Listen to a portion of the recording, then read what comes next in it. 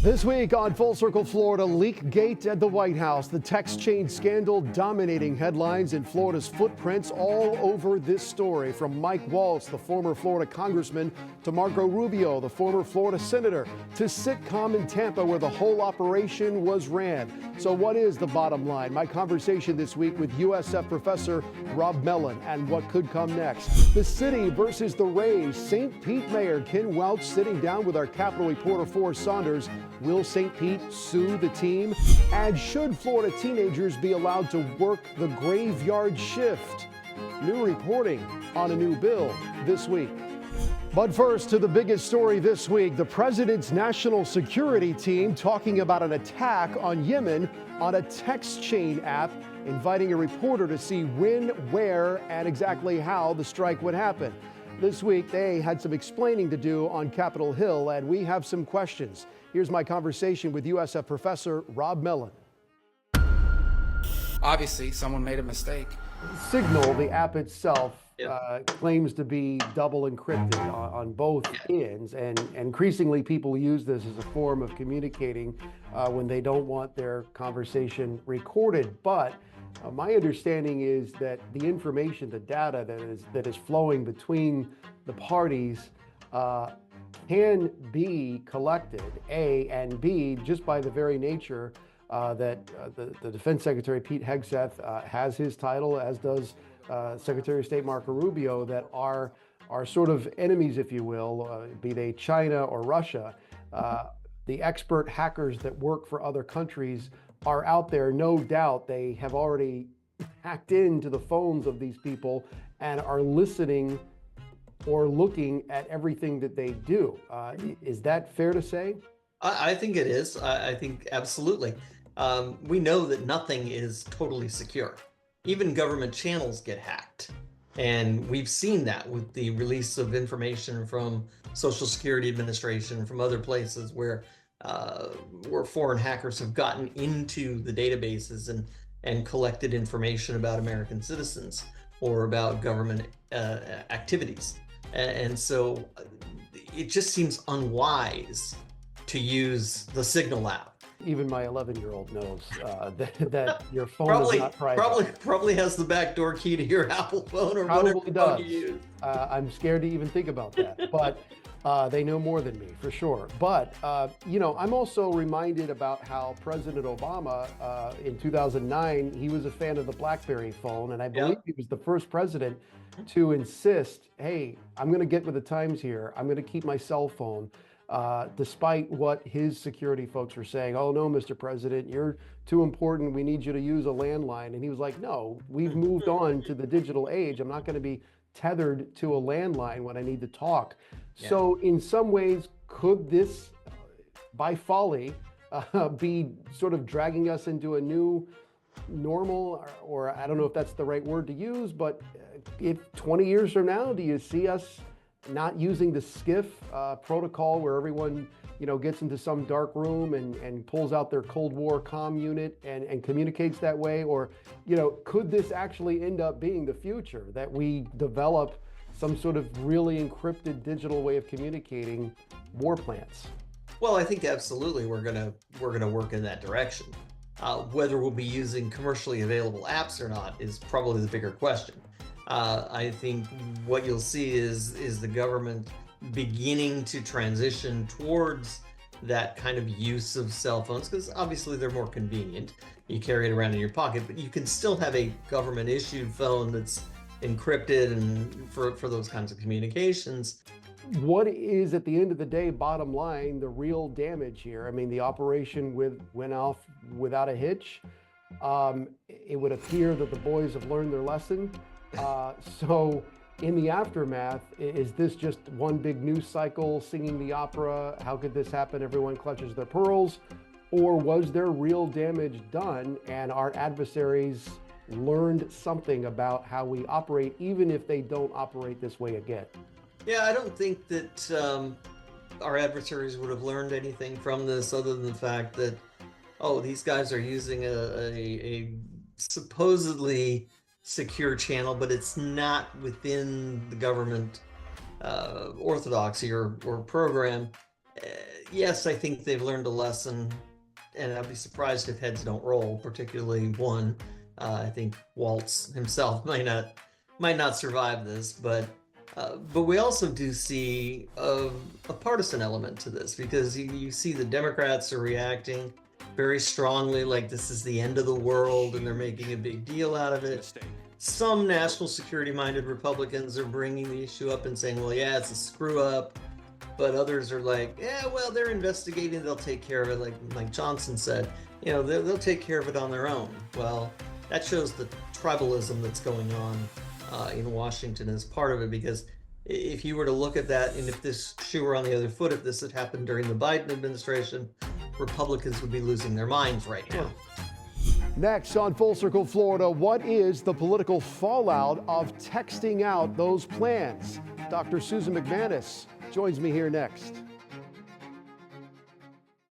Welcome back to Full Circle Florida. Let's bring in Dr. Susan MacManus, our political analyst. If you're a Republican member of Congress, how do you defend this? I mean, what if no one had found out? They kept slinging out this kind of information on this Signal app, and then an enemy intercepted it, and then one of our pilots got shot down. I think when you boil down the criticism, that's kind of where it lies. This, seems like low-hanging fruit for the Democrats to score some points on, but on the other hand, it seems like a self-inflicted wound. Well, absolutely. And a YouGov poll of almost 6,000 Americans found that 74% think that this was a very serious issue and serious problem for the country. Majorities of Democrats, Republicans, and independents alike.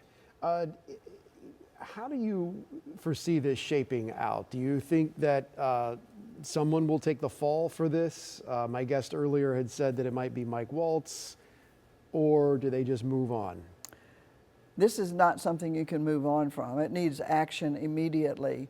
When you ran on a platform of transparency, and all that has been talked about so far by people that were on the call seemed a little bit iffy, and nobody wants to take a real blame.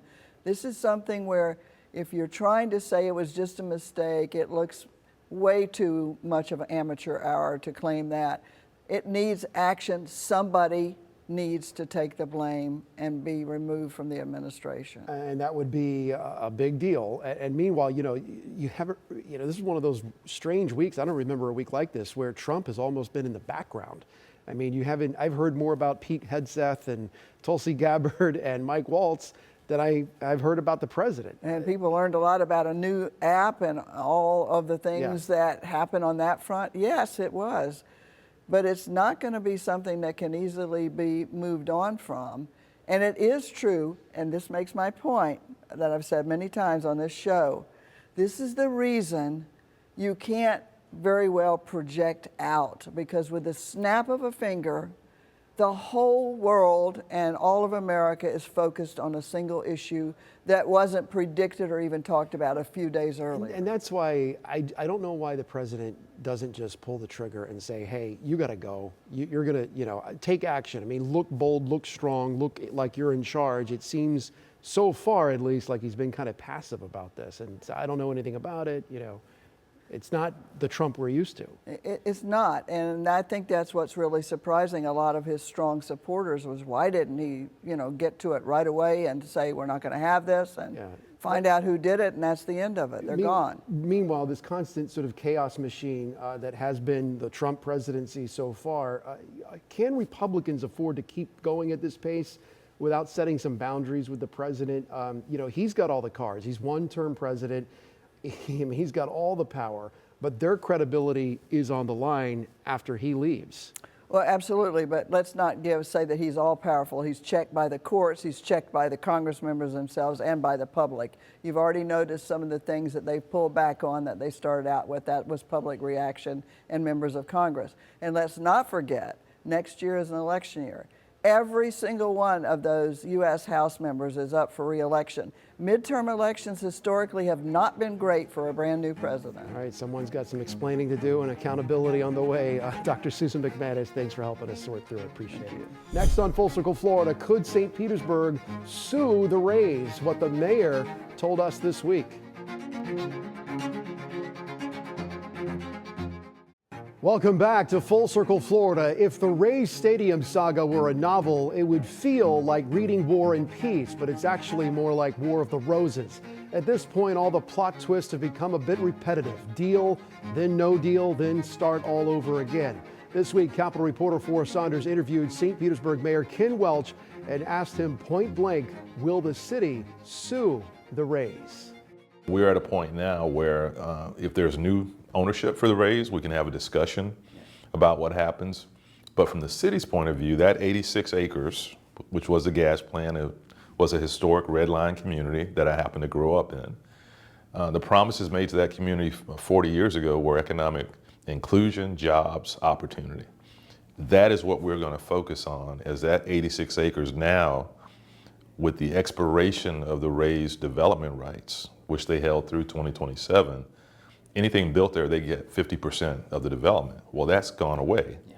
The city now has that, and we're going to focus on honoring those promises, housing, jobs, and all the other benefits. As we bring in the man who asked the question, Forrest Saunders joining us right now from Tallahassee.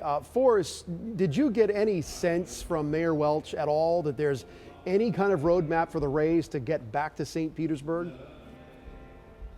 I think his number one goal here is, if that were to happen, the Rays need to have new ownership. He was pretty clear on that. He was adamant that the city's done working with the current ownership, given how nasty things got and how this whole deal kind of imploded here in the final moment. So he's ticked off, and you could definitely feel that when we were talking about it. I mean, this was a real disappointment, not just to him, but to a lot of the people in St. Pete. So he says, yeah, we want them, we want the team, but they got to have new ownership, because right now we're done. We're done negotiating with the current owners after what they did. Well, I think it was interesting that he did not rule out the possibility of a lawsuit when you pretty much point blank asked him that question. Did the mayor explain why at this point the city would spend a single dime on repairing the Trop when the team through its actions has made it some would argue insultingly clear that they have no real interest in being in St. Petersburg? I mean, is this just checking the box so you can further prove in court, if that's where this thing ends up, that you did hold up your end of the bargain? Yeah, I mean, hey, in negotiations and lawsuits, that kind of thing really does matter. And so I wouldn't be surprised if that's a factor. But the metaphor that the mayor used here was that essentially they had a used car and they'd almost paid it off. And yeah, there's some damage to it. But, you know, the nice thing is with the Trop, you've got some of the hurricane relief funding that's going to come in either from the federal government or from the state to help with those repair costs. And then on top of that, the rest of the city's commitment isn't going to be as much. So essentially what he's saying is, we've almost got this car paid off. We might as well just finish it, finish our commitments, and then see what we can do with it in the future. If the Rays are not going to be a part of it, that's just fine. But, you know, I think about a community like Vero Beach when they had Dodger Town and the Dodgers left. They used that facility for spring training. But now they've turned it into basically a youth baseball area, right? And it's been very successful for the community, and they've been able to sustain it. So maybe there's some potential for some kind of use like that in the future. I mean, anything could happen with that facility, and it still means a lot to a lot of people. It means a lot to the businesses and people who are nearby that area. So to just say we give up and walk away, probably not a wise investment. So they're going to finish this commitment and see what comes next after they figure out what happens with the baseball team. Yeah, that would be the ultimate irony for us, that the Trop has a longer future in St. Petersburg than the Rays, which the Trop was built to attract a baseball team. It was there before the Rays came. It might very well be there long after the Rays leave. We'll see what happens as we embark on a new season together. Forrest Saunders joining us from Tallahassee. Forrest, as always, appreciate your insight, sir. Coming up next here on Full Circle Florida, teenagers working the graveyard shift in Florida. Who's pushing that new bill and why? My conversation next. Welcome back to Full Circle Florida. Florida teenagers could soon be allowed to work the night shift if lawmakers pass a new bill. It would actually remove the ban on teens working after 11 p.m. on school nights. Republicans say it's a parents' rights issue. Democrats call it dangerous. Here's my conversation with Catherine Varn from Axios. Catherine, thanks for joining us. You know, the same players tried to pass this bill last year, and you mentioned in your reporting that when everyone had their say last session on this thing with the child labor laws, it really got watered down. Do you think that could happen again this year once it goes through both houses in the legislative process? Certainly. I mean, anything's possible. And I think we saw during its first committee stop earlier this week that there was certainly some opposition from Democrats, but there was also some concern expressed by Republican lawmakers who said that this bill really needed some work and that they were uncomfortable with certain parts of the bill. So I think that says a lot in Tallahassee, where, you know, it's been a Republican-run state house and governor's mansion for many, many years. Is it your experience do Democrats have a voice in Tallahassee on legislation like this that's a little bit more complicated, or are they just spectators and the debate is within the Republican Party? You know, I think it obviously depends on the legislation that's being considered. I do think oftentimes Democrats, in my experience, have offered up amendments or expressed concern about certain issues going through the legislature, but haven't really. It doesn't often result in impact. It tends to get ignored. You know, sometimes, like with the condo law that was passed by a supermajority Republican legislature, it was passed and then it's like they immediately had buyer's remorse and said, oh, wow, this had unintended consequences, even though many of them knew it was going to have unintended consequences, but the governor signed it anyway. And here we are, they're trying to sort of, kind of fix it. And I just wonder, is that going to be the same thing with this one? You pass it and then figure it out later, because I don't know a lot of teenagers that want to work, show up to work at 3 a.m. Sure. I mean, I think when it comes to thinking about who could be impacted by this bill the most, I mean, obviously, teen workers, but specifically lower income and, vulnerable, teens and more vulnerable groups or in lower income families who don't necessarily have the privilege to say no to their employer or to say no to a job. Maybe they need, to start saving money for college. Maybe they need to help pay the household bills. So I think that's really important in thinking about who this bill could impact. And whether that will make a difference in Tallahassee, I'm not sure, but it certainly will impact the most vulnerable teens the most. The Tampa Bay Times, who kind of first reported on this, had a quote from a policy institute representative who said, the teens who will be most harmed by this bill are low-income young people or those without documented status who are compelled by their situation to work. I mean, even teens who do have, who do have the privilege to, who don't necessarily have to work, but a lot of teens do. I was a lifeguard when I was a teenager, and it was nice to have extra money. And I was lucky enough not to need the job, but, it was nice. It was nice to have. And, but teens are balancing a lot, they have their academic obligations. They have, colleges are very demanding. They want to see extracurriculars. They want to see good grades. They want to see volunteer work. So, that's a lot to balance. I don't envy, I don't envy the teens of today. They have a lot of pressure on them, on top of potentially really long shifts at work during the school year. I've got one myself, and his day starts at 8 and often ends on the other side of 8 o'clock at night. It's pretty nonstop. Catherine Varn, thank you for your insight on this issue. Appreciate it. Thanks for watching us here on Full Circle Florida. We hope you'll join us here again next week. And make sure to add our free 24/7 streaming news channel, ABC Action News Plus. There you'll find all the in-depth reports on the stories that matter to you. Have a great week, everyone.